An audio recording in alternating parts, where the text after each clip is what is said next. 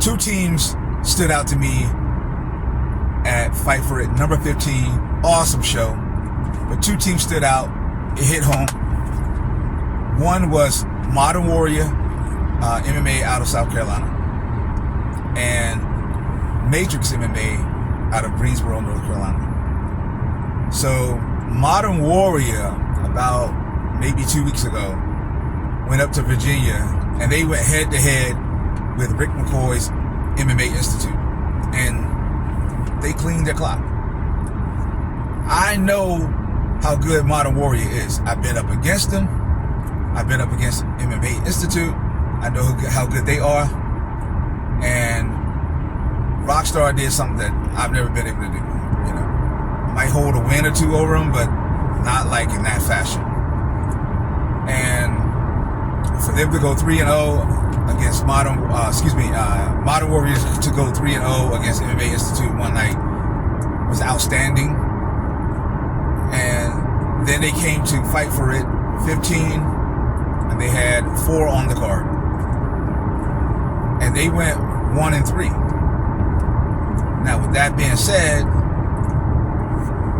Matrix MMA, they went overall 4-0. And one of the gyms they got to win over is Modern Warrior MMA. I've been in both positions. I've been in both positions where you bring multiple fighters to the venue and it doesn't go the way you thought. And also I've been on that side where clean sweep. It does not diminish Modern Warrior in any capacity. None whatsoever.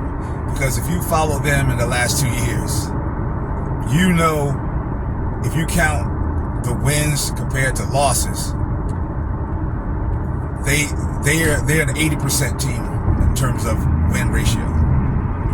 And that's just the stuff that I know about. All right? I don't know about all their jiu-jitsu matches. I don't know if they're doing any combat sambo, combat jiu-jitsu. All right? But from bare knuckle to kickboxing to MMA, they're roughly an 80% team in the last 2 years. That's outstanding. So one show does not make or break a team. So shout out to Keith Rockstar Richardson, one of my favorite coaches to watch, one of my favorite coaches to be up against. Wonderful job maintaining his composure to get at least that one win. You don't, that's the thing. You don't give up on your team. You keep going. And then Todd Monroe out of Greensboro with Matrix MMA. To see him grow as a coach, especially, and not just this event. I've been watching him hard for the last year. All right. But I used to train Todd. I spent some time at Matrix, about eight months to a year, off and on. More solid, closer to a 6-month stint, but off and on about 8 months to a year. And to see him come into his own, I'm super proud. You know, he got a win over Team Rock Harrisburg. You know, I don't even have a Team Rock Harrisburg win. You know, generally you don't want to go against your own network, but sometimes when you're struggling for fights, and sometimes that's what you do. You go inside your own network and say, hey, you guys got an opponent out of that gym, you know. So proud of Todd for that. And, you know, one thing I could say to both Keith Rockstar Richardson and to Todd is stay current.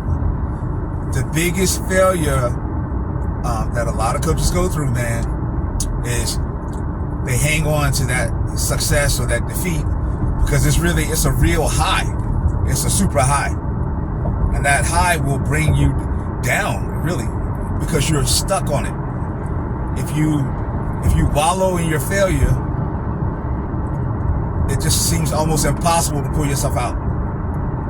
And if you think you've arrived because of your success, then you won't work as hard as you did before to get it.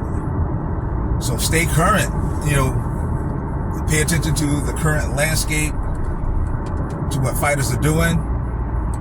Pay attention to the teams around you, not only in terms of like competitive gyms, but just competition even outside of your primary scope of work. You know, pay attention to what the boxing gyms are doing, the wrestling gyms are doing, the jiu-jitsu gyms are doing, because the landscape is always changing. And one of the biggest things you have to pay attention to is that there are a lot of fighters right now who cross-train at multiple gyms for whatever reason. And coaches like me are encouraging it. They're telling you, go out, cross-train.